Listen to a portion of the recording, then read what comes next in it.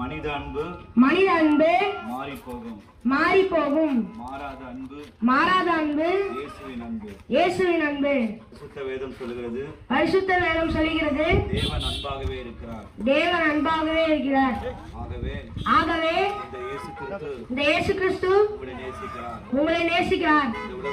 இந்த உலகத்திலே இவங்க என்ன நேசிக்கல, அவங்க என்ன நேசிக்கல அப்படின்னு நீங்க சொல்லலாம். ஆனா சர்வலோகத்தையும் உண்டாக்கின ஆண்டவராக இயேசு கிறிஸ்து உங்களை நேசிக்கிறார்.